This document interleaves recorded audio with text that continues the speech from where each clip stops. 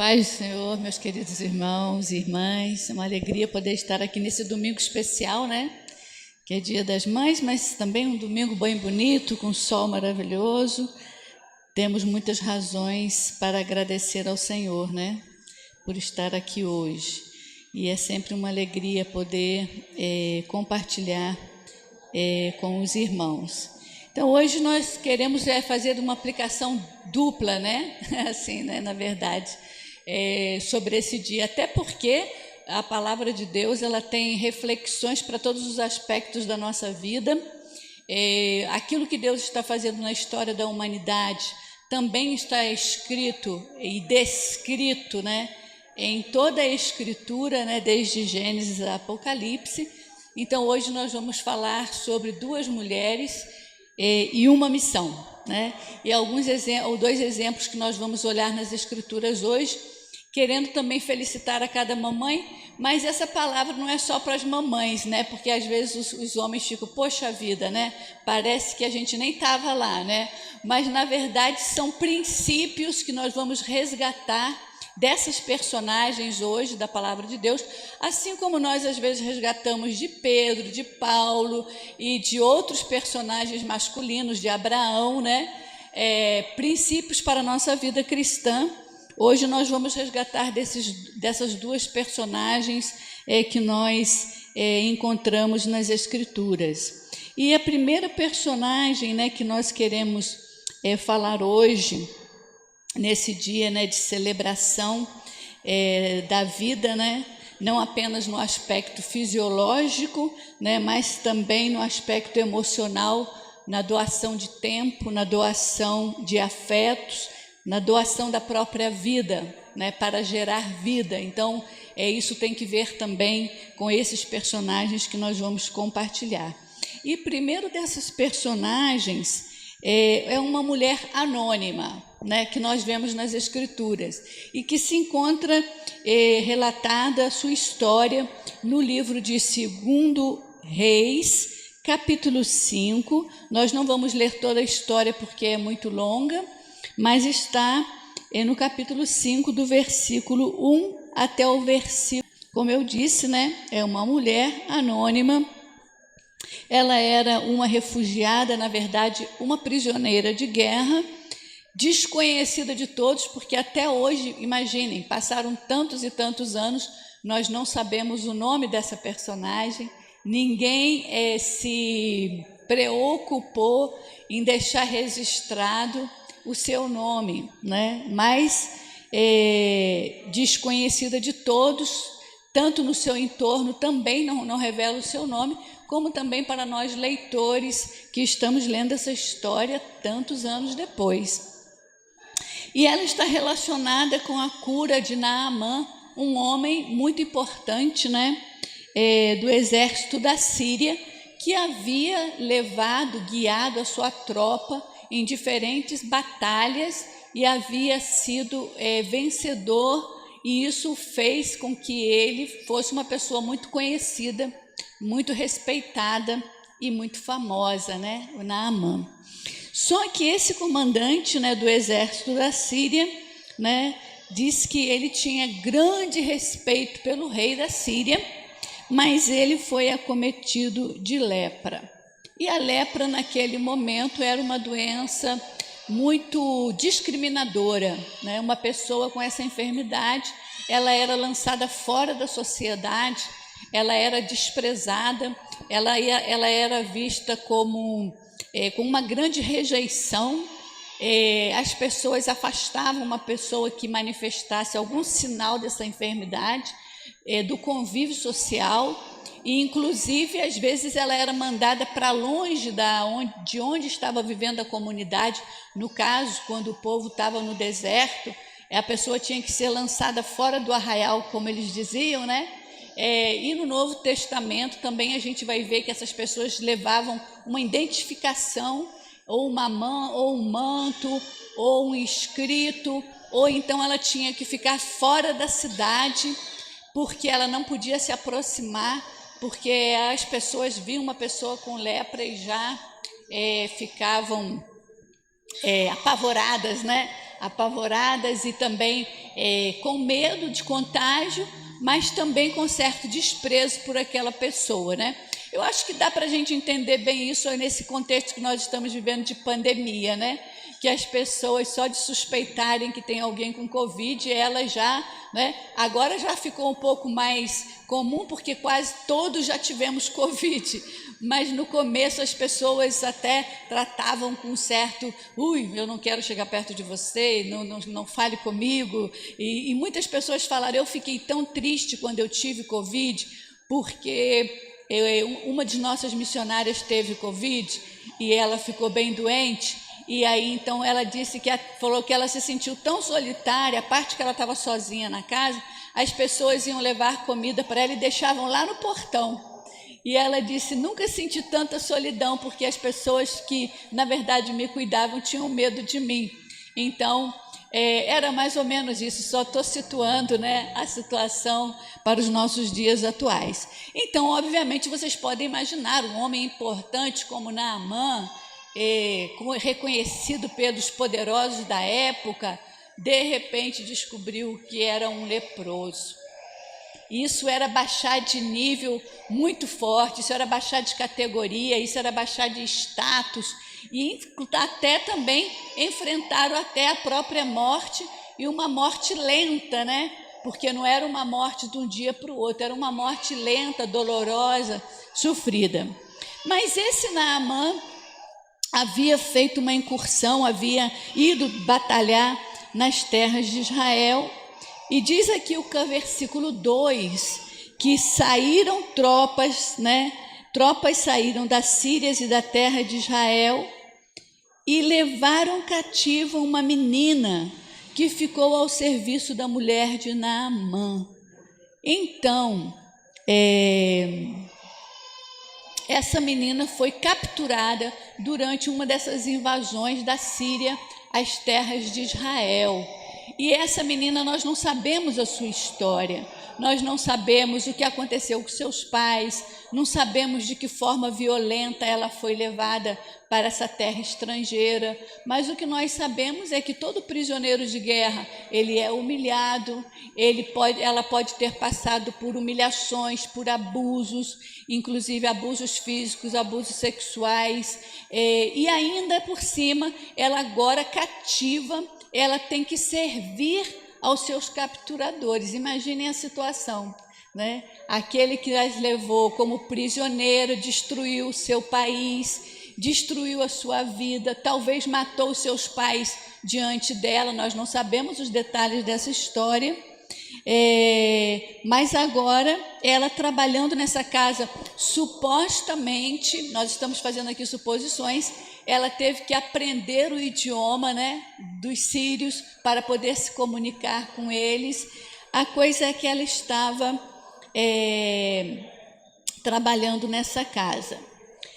E então, um dia, quando ela ficou sabendo dessa enfermidade do seu senhor, do Naamã, que era o capitão, que era o comandante, e que para quem ela servia, para sua esposa, ela disse então para sua senhora, sua patroa, quem dera o meu senhor estivesse na presença do profeta que está em Samaria, e ele o curaria da lepra.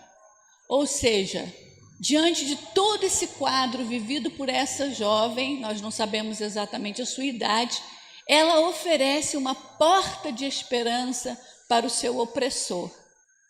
E então, a mulher de Naamã rapidamente foi comunicar a Naamã, olha, a menina que veio lá da terra dos hebreus, ela disse que lá tem um profeta que tem a capacidade de te curar dessa lepra. Imaginem que palavra de esperança para quem está condenado à morte, realmente condenado à morte, não havia cura para a lepra.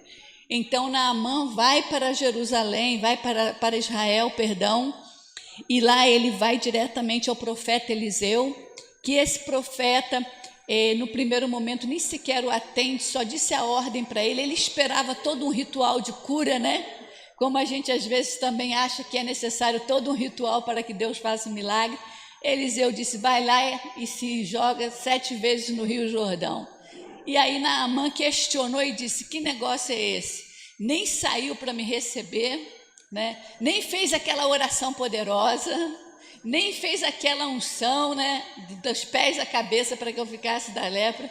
Me mandou me mergulhar nesse rio, esse rio sujo, vamos dizer que fosse lá o Tietê. Ô Jesus, misericórdia, né? Lá na minha terra tem rio muito melhor do que esse, né? Mas aí o servo que estava falou, e a Naamã ficou indignado. O servo falou, não custa nada, né? Não custa nada, faz o que ele está falando, você não tem nada a perder, né? Eu tenho até uma outra pregação sobre esse tema, por que Deus pede a Naamã que mergulhe 7 vezes no Jordão, mas esse é outro tema para outro dia. Agora nós estamos falando que ele foi buscar a cura através da palavra dessa jovem, e então, na obediência, Naamã mergulha naquele rio, e na 7ª vez, ele sai limpo como a pele de um bebê, sem nenhuma enfermidade. Então diz aqui, olha a declaração de Naamã logo depois de ser curado. Ele volta ao homem de Deus e toda a sua comitiva, diz o versículo 15, depois voltou ao homem de Deus, ele e toda a sua comitiva, e disse, eis que agora reconheço que em toda a terra, não é só na Síria, em toda a terra não há Deus a não ser em Israel, ou seja, Jeová, o Deus Todo-Poderoso, né? E agora, por favor, aí ele queria presentear, né? Mas ele reconheceu ali que Deus era o único Deus.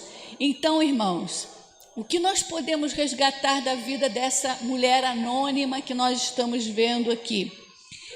Ela decidiu tomar o controle da sua vida, mesmo estando nas circunstâncias mais adversas. Ela poderia ter passado o resto da sua vida amaldiçoando os seus patrões, ela poderia até ter talvez tentado escapar, ela poderia ter passado sua vida totalmente absorvida numa grande depressão pelas situações da sua vida, mas ela entende que há algo superior e maior que a sua própria vida e a sua própria história, que era a sua fé e a sua comunhão com esse Deus Criador, né? Ela decide perdoar aos seus opressores, aqueles que a maltratavam, e compartilhar aquela bênção que ela não podia ocultar. Qual era essa bênção? Que Deus é um Deus todo-poderoso, tem todo poder, e Ele ama a todas as pessoas, e ama até aquele que é o pecador, o opressor, deseja libertá-lo, deseja transformá-lo, deseja dar a ele uma oportunidade. Ela começa a ser um agente de Deus para abençoar um estrangeiro, uma nação estrangeira. E ela então começa a partir daí, dar uma volta, um giro na sua história, e de oprimida passa a ser abençoadora, né? Abençoadora, transformadora, e abençoa as nações. E a partir disso ela vê Deus ser glorificado e o plano de Deus ser levado a bom termo. Lembremos que Deus, desde o princípio das Escrituras, ali quando ele fala com Abraão, ele diz: Abraão, eu vou te abençoar e através de ti serão abençoadas todas as famílias da terra. Às vezes nós não entendemos as formas de Deus trabalhar. Como no caso dessa menina, nós diríamos: que experiência mais dura, que experiência mais difícil, que experiência tão humilhante para uma pessoa. Mas ela consegue ver que, apesar da sua situação, ela podia mudar essa história. E, de fato, mesmo sem conhecê-la, nós hoje estamos falando dela. E nós hoje estamos tomando-a como um exemplo para nós de que Deus quer mudar a nossa história e de que Deus quer que nós entendamos que Ele tem algo especial para fazer em nós e através de nós, que Deus deseja também curar as nossas feridas, que Deus deseja nos empoderar com seu Espírito para que nós entendamos qual é o lugar nosso na missão que é dele. Oh, que coisa boa, maravilhosa, não é não? A gente entender qual é o nosso lugar na missão do Deus Todo-Poderoso. E ele então vai ser glorificado. Um outro exemplo que nós poderíamos dar também de sofrimento transformado em bênção para as nações seria a pessoa de José, né? Que José também, vendido, humilhado pelos seus irmãos, vendido como escravo no Egito,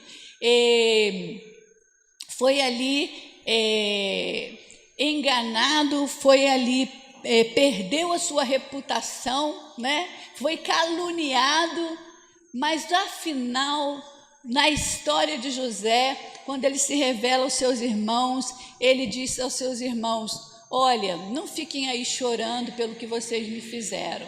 Seria até a mesma palavra que poderia dizer aquela menina: não fique aí chorando por causa dessa lepra.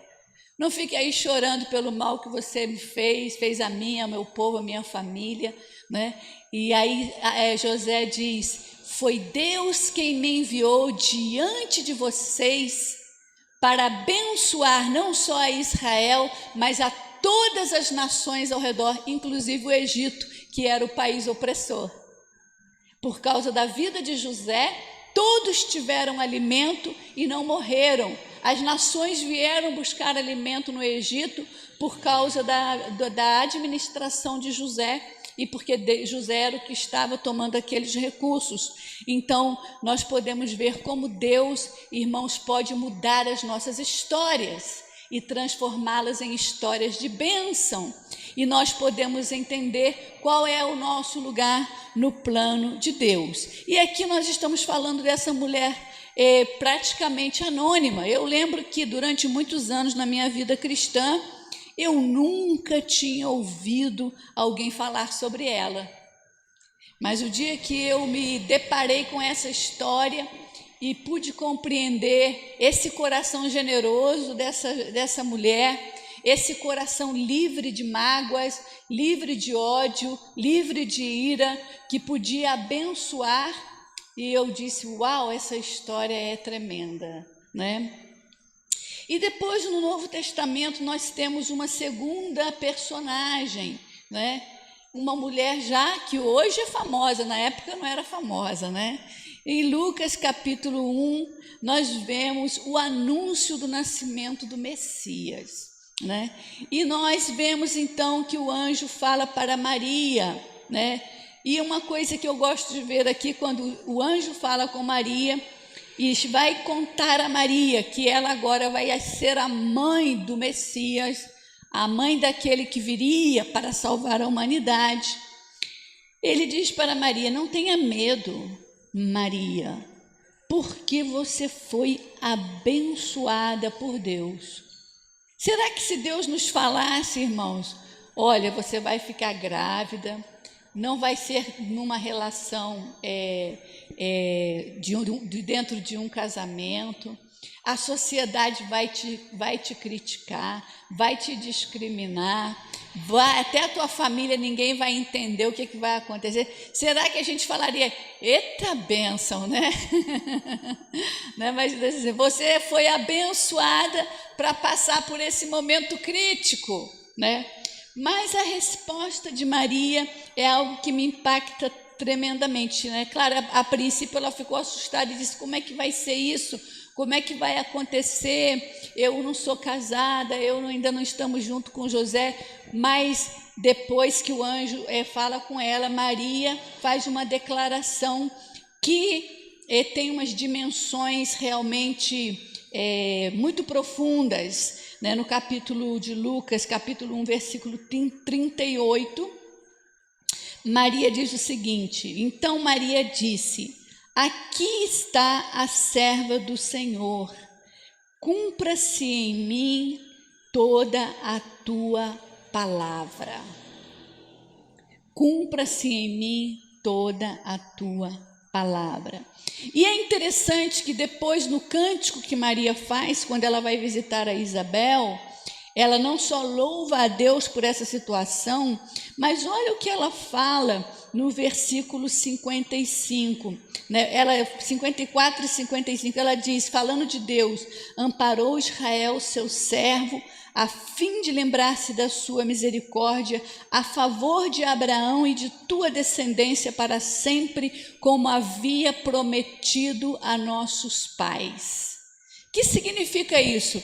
Significa que naquele momento, Maria entendeu que aquele era um momento histórico, que Deus estava cumprindo uma promessa feita há milhares de anos atrás, que Deus já havia dito que aquilo ia acontecer e que agora chegou o momento e ela tem o privilégio de participar nesse macro projeto de Deus. Então, quando Maria diz, cumpra-se em mim toda a sua palavra, Maria não está se referindo somente àquela palavra dita pelo anjo, que naquele momento Maria está afirmando, tudo que o Senhor vem falando, tudo que o Senhor vem prometendo, tudo que o Senhor vem anunciando pelos seus profetas e pelas escrituras, cumpra-se agora na minha vida. Oh, glória! Isso é maravilhoso. E ela entendeu que ela fazia parte do projeto de Deus. E ela disse, estou disposta. Recebe essa missão de Deus, entendeu que aquele era o tempo de Deus, do cumprimento das Escrituras, coisas que outros não puderam fazer. Lembra do apóstolo Paulo? Nosso querido apóstolo Paulo, ele não entendeu os tempos de Deus. O Messias chegou, ele estava esperando o Messias, ele era versado nas Escrituras, ele conhecia as profecias messiânicas. No entanto, quando Jesus veio e os discípulos começaram a anunciar por todo lado que o Messias havia chegado, o que Paulo fez? Começou a perseguir e a dizer, esses são os hereges, estão falando uma mentira, esse não é o Messias, e começou a perseguir e a matar os cristãos.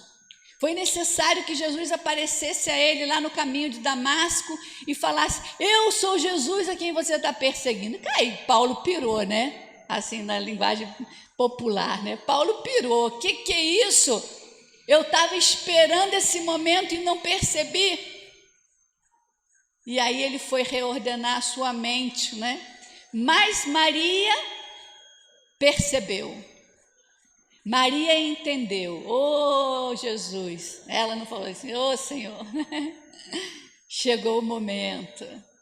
Vai se cumprir tudo que falou o profeta Isaías. E eu estou incluída nesse projeto. Assim como o Senhor anunciou a Abraão.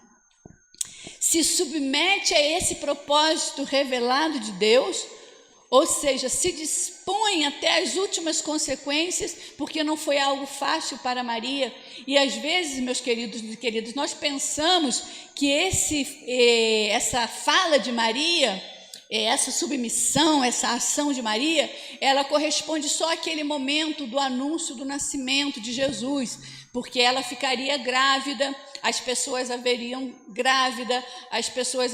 dar à luz, e foi difícil, deve ter sido muito difícil. Se ainda hoje na nossa sociedade uma mãe solteira é discriminada, vocês podem imaginar isso, né? Aqueles que têm mais um pouquinho de idade, assim, são um pouco, são da boa idade, não sei como fala, melhor idade, né? Já sabe que há uns anos atrás aqui no Brasil era quase um estigma, né? Hoje isso mudou um pouco, mas então imagine há muito tempo atrás. Mas eu não quero me fixar nesse ponto, eu quero me fixar na submissão de Maria, quando ela se dispõe até as últimas consequências, porque não foi só aquele momento, foi caminhar todos aqueles anos, 33 anos com Jesus, olhando o seu menino brincando, jogando, trabalhando com o pai, preparando a comidinha dele e falando assim, meu filho, as profecias dizem tudo que vai passar. E quando o mestre estava ali na cruz crucificado, Ali aos pés da cruz estava Maria, meu menino sendo entregado pelo mundo. Foi bastante duro, mas Maria entendeu que aquele menino não era dela, aquele era o Filho de Deus, aquele tinha a missão de resgatar as nações, e apesar da sua dor, apesar do seu sofrimento, ela sabia que a ele era a esperança para as nações, e era necessário que o filho padecesse, e era necessário que o filho morresse, para que pudessem ter a esperança. Então Maria aceita essa missão, uma missão que durou bastante tempo. Mas Maria diz que ela foi privilegiada. Olha o que ela diz aqui: a minha alma engrandece ao Senhor e o meu espírito se alegra em Deus, porque atentou para a humildade da sua serva. Porque desde agora todas as gerações me considerarão bem-aventurada. Ela se sente agraciada por Deus de haver sido escolhida para essa missão. Assim, cada um de nós que estamos aqui, Deus tem um plano e um projeto para a nossa vida. Deus quer nos colocar, nos encaixar, nos fazer alinhar com aquilo que Ele está realizando. Talvez nós passamos por experiências tristes, dolorosas, uns mais, outros menos. Cada um tem a sua história. Mas o Senhor cura as nossas feridas. O Senhor nos liberta. E nós podemos nos considerar privilegiados. E assim como aquela menina anônima e a Maria, que depois ficou famosa, hoje super famosa, né? A missão de abençoar as nações. E aí nós poderíamos dizer, se quiser passar o último positivo, slide. 2 mulheres, uma missão que é de abençoar as nações, encontrando o sentido da nossa existência como mulheres, como seres que amamos ao Senhor e como homens também que amam ao Senhor, sendo transformadas e transformadoras. Porque Deus nos transforma para que nós possamos abençoar, abençoados para abençoar. E uma das coisas que eu gosto muito, meus queridos e queridas, é essa palavra, né? Talvez eu até dê um valor muito grande a essa expressão, porque é o meu testemunho pessoal, que é encontrar o sentido da nossa existência. Por que nós estamos aqui? Por que chegamos a este mundo? Será que foi uma casualidade? Será que foi simplesmente fruto de uma noite de amor ou uma noite de loucura para alguns, né? Que tiveram até gravidez indesejadas, ou talvez alguns de nós somos frutos de gravidez indesejadas, né? Ou não desejadas, indesejáveis, né? Será que é só isso? Ou será que simplesmente, mesmo que não fossem essas nossas circunstâncias, será que nós nascemos simplesmente para crescer, ter filhos, procriar, multiplicar, como diz a Bíblia, logo ficar doente, ficar velho, que eu digo primeiro mais velho, depois doente, né? E morrer? Ou a nosso passo por este mundo, que é tão breve, tem um sentido e um significado? Eu estou aqui porque Deus tem algo para fazer em mim e através de mim.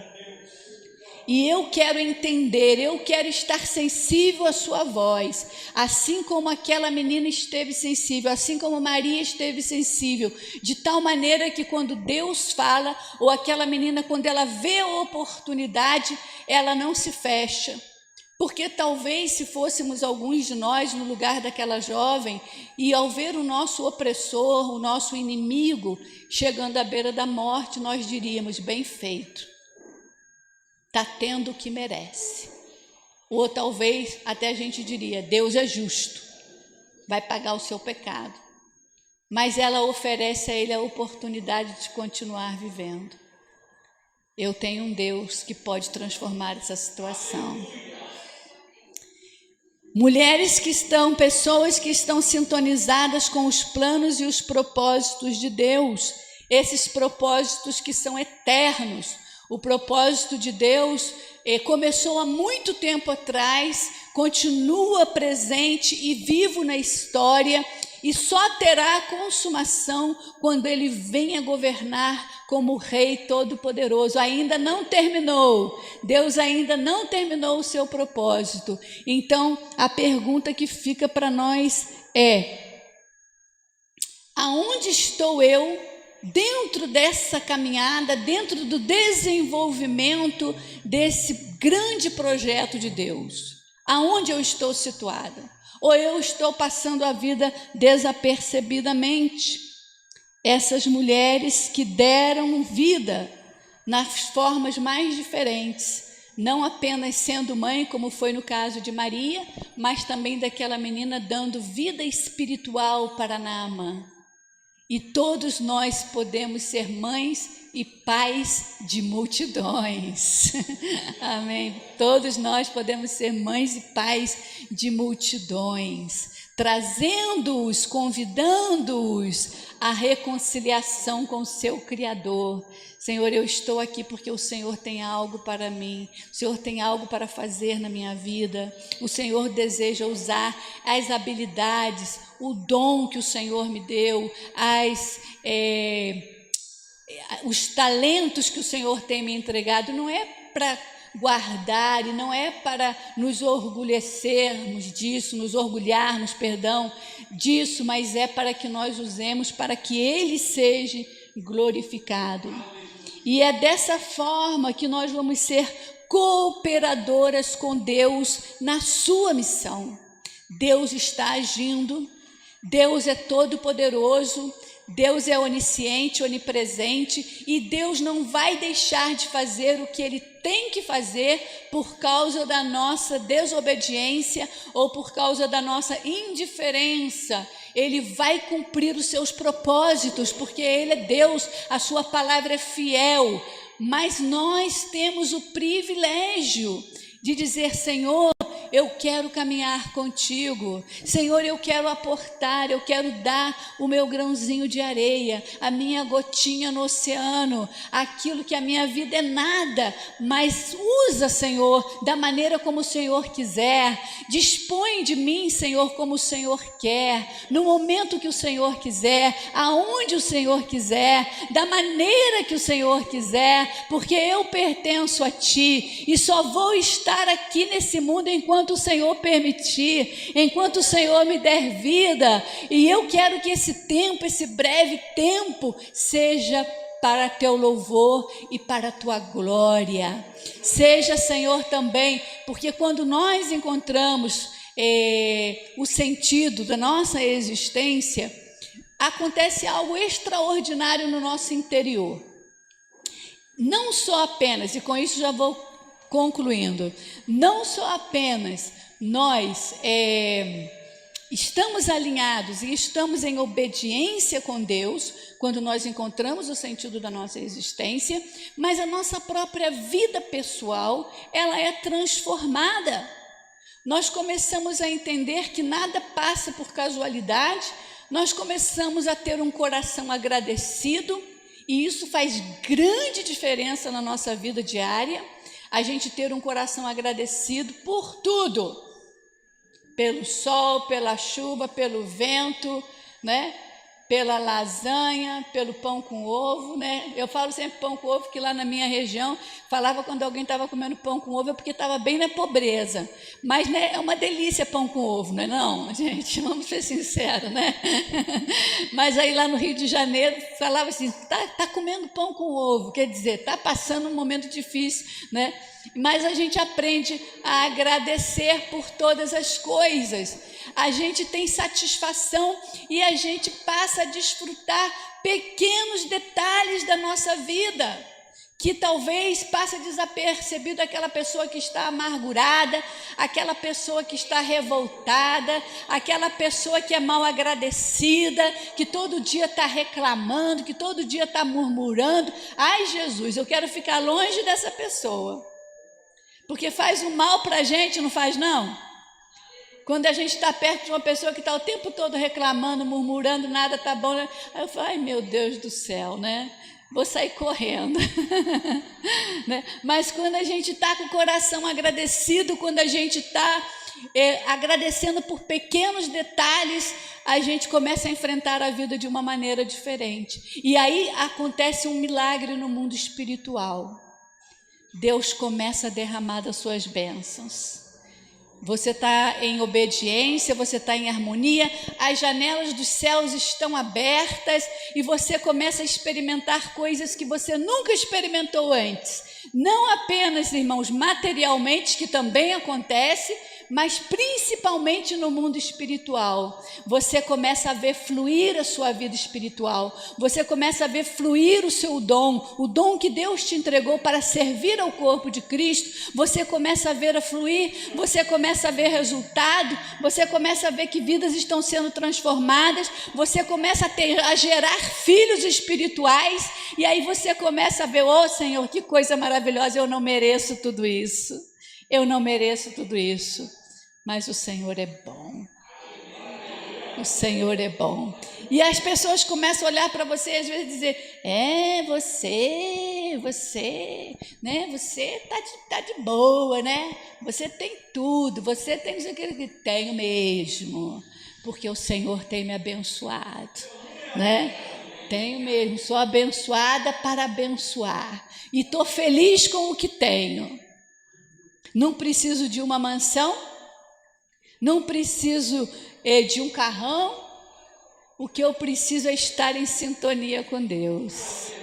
Porque quando eu estou em sintonia com Deus, irmãos, aonde eu estiver, a paz no coração, a alegria, a satisfação e há essa sensação tão boa de contentamento. Então, essas mulheres nos deixam esses exemplos.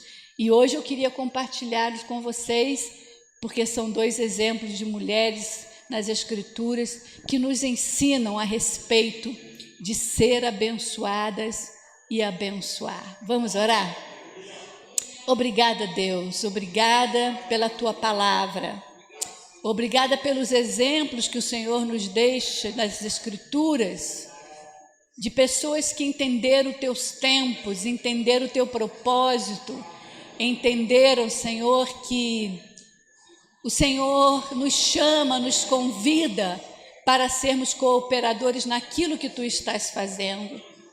Tira de nós, Senhor, todo o egoísmo, tira de nós toda a cegueira espiritual, afasta de nós, Senhor, toda maledicência, toda murmuração, todo negativismo, toda falta de fé, toda falta de esperança, todo espírito de depressão, de angústia, de ansiedade, nós lançamos fora nessa manhã, em nome de Jesus, e nos apropriamos, Senhor, da Tua bênção sobre a nossa vida, nos apropriamos das Tuas promessas, nos apropriamos, Senhor, daquilo que o Senhor quer fazer conosco, apesar de nós, apesar das nossas limitações, apesar das nossas vulnerabilidades, das nossas fraquezas, das nossas, Senhor, falta de habilidades, apesar disso, o Senhor conta conosco e nós te louvamos e te agradecemos.